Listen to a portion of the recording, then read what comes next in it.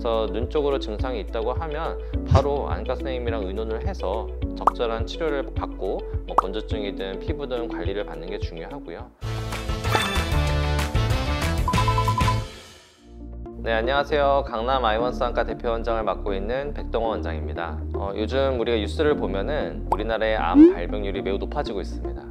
특히 젊은 층에서도 많이 일어나고 있는데, 실제로 저도 환자분을 만나다 보면은 생각보다 암 환자분들이 많이 늘어났어요. 이미 항암요법이나 치료를 받으셨던 분도 있고, 받고 계신 분도 있고, 진단을 받으셨다는 분도 있고, 우리가 암 환자들이라고 해서 과연 안과 수술이 안전하게 될까? 이거에 대한 궁금증도 있으시더라고요. 특히 이제 연세 드신 분들, 백내장은 당연히 오는 건데, 내가 이 암이라는 치료 과정과 이 백내장 때문에 생기는 불편감이 같이 동반되는 분들이 있습니다. 이게 생각보다 이슈가 된 것 같은 게, 제가 좀 유튜브를 찾아보니까 혈액종양내과 선생님이 백내장에 대해서 설명하시더라고요. 자기 환자들 중에서 항암 치료를 받는 중에서 백내장을 심하게 느끼신 분들이 많아서 수술을 해도 되냐고 물어보는 환자들이 엄청 많다고 합니다.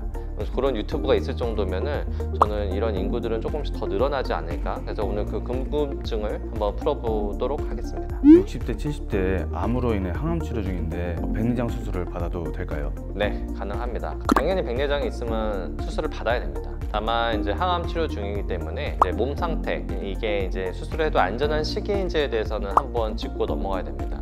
우리가 항암 치료 중이라는 거는 이제 몸의 면역이 떨어지기 때문에 얼마든지 출혈이나 아니면 감염의 가능성이 있습니다. 그래서 환자분 같은 경우는 이제 항암 중인 경우에도 몸이 안전하고 건강한 컨디션이라면 얼마든지 수술을 받을 수가 있습니다. 특히 이제 백내장 수술 같은 경우는 우리가 국소 마취로 진행도 하고, 수술 자체가 5분에서 10분 정도로 짧은 시간에 끝나기 때문에 전신적인 부담감이 좀 덜한 수술이어서 환자분 몸 상태만 괜찮다면 얼마든지 안전하게 진행될 수 있고요.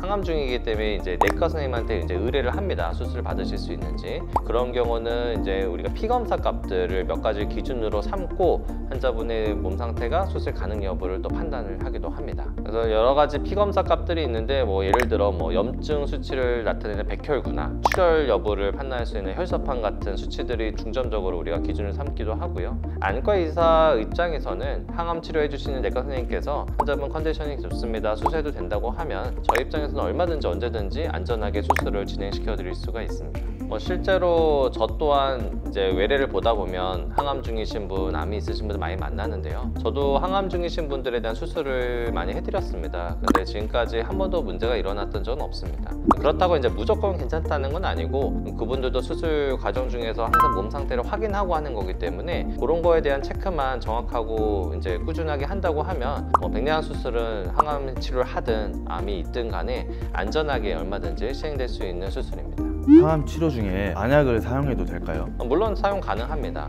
우리가 항암을 하다 보면은 전신적으로 많은 부작용들과 불편함들이 생깁니다. 당연히 눈에도 생길 수가 있고요. 근데 이제 이런 것들을 내버려 두면 오히려 더 급격하게 진행되는 경우들이 있거든요. 그래서 전문가의 상담을 통해서 적절한 안약만 사용을 한다고 하면 안약도 당연히 얼마든지 안전하게 사용할 수가 있고, 한 가지 좀 팁을 저도 사용한다고 하면 그래도 보존제가 있는 이제 안약보다는 일회용으로 포장된 단위, 보존제가 없는 안약 위주로 좀 사용을 하는 것을 저는 권장하고 있습니다. 항암 치료 중에 안구 건조증이 생길 수도 있을까요? 네, 많이들 생깁니다. 아마 항암 치료에서 눈에 제일 많이 생기는 합병증 중에 하나 건조증일 거예요.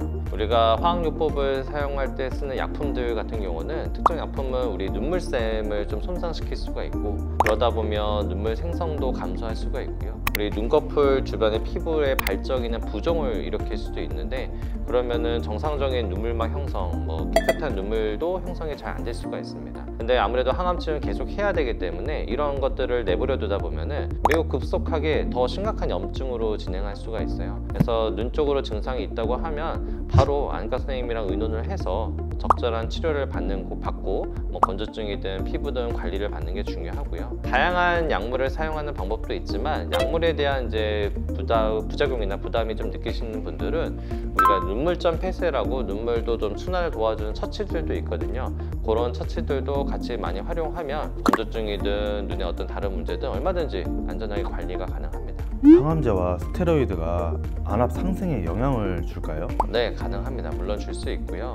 우리가 이제 화학요법, 항암 치료를 하게 되면은 특히 스테로이드 같은 거를 많이 사용하게 됩니다. 근데 스테로이드는 항상 주의를 해야 되는 게 안압을 올릴 수가 있고요. 우리가 화학요법을 하다 보면은 뭐 메스꺼움이나 염증 등을 이제 완화시키기 위해서 스테로이드 성분, 덱사메타손 같은 스테로이드 성분이 많이 포함되어 있습니다.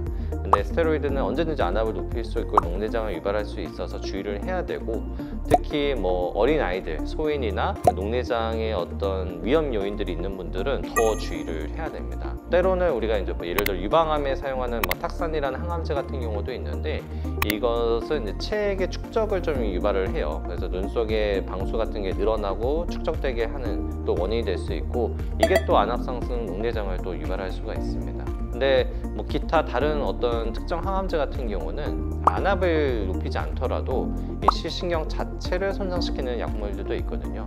이런 경우에도 이제 녹내장 유발될 수 있기 때문에 내가 이제 어떤 화학약품을 사용하고 있냐도 중요하고, 그 화학약품이 눈에 어떤 문제를 일으킬 수 있는지도 체크를 해야 됩니다. 그래서 특정 우리가 항암제를 사용할 때는 꼭 안과에서 안압이나 뭐 시신경 상태를 주기적으로 체크하는 항암제들도 있거든요.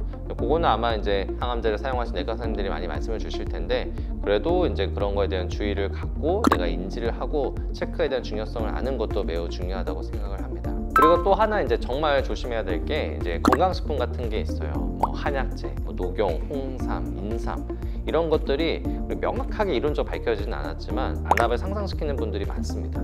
그래서 녹내장 소인이 있거나 뭐 이런 것 때문에 안압이 올라가거나, 아니면 이제 몸이 편찮으신 분들은 또 찾게 되거든요. 이런 건강식품들을 주의를 해야 됩니다.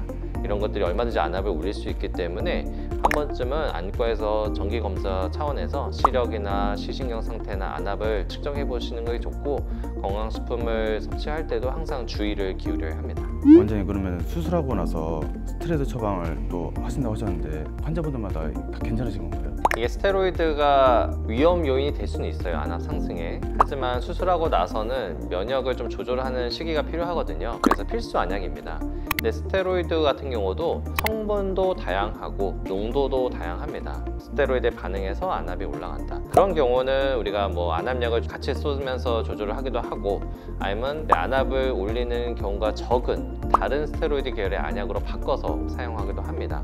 그래서 뭐 녹내장 기질이 있거나 뭐 항암 중이거나 뭐 여러 가지 어떤 기저질환이 있으신 분들은 저희가 스테로이드 안약을 매우 신중하게 사용하고요. 특정 안약에서 안압 상승의 경향이 보인다면은 이제 다른 약으로 대체해서 사용하기도 하고, 좀 더 짧은 주기로 안압을 체크해 드리기도 하고, 근데 주의만 하면 문제는 없는 거거든요. 기저질환이나 이런 위험 요인이 있는 분들은 저희가 잘 체크하면서 치료하고 있기 때문에 안과에서 치료 중에 받은 안약들은 크게 걱정을 안 하셔도 될 것 같습니다.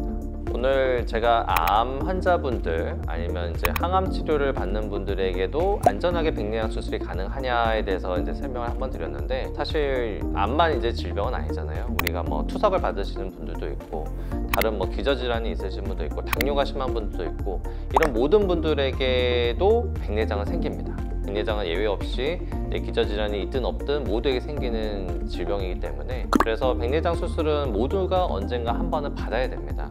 대신 기저질환이 있다면 시기적으로 안전한 시기만 잡으면 백내장 수술은 얼마든지 안전하게 진행될 수 있는 수술이니까, 내가 기저질환이 있으시면은 수술하시는 원장님과 의논을 하셔서, 아니면 치료받은 기저질환의 원장님들과 의논을 하셔서 안전한 시기만 선택을 하시면 될 것 같습니다. 오늘의 정보도 도움이 되셨으면 구독, 좋아요 부탁드립니다. 감사합니다.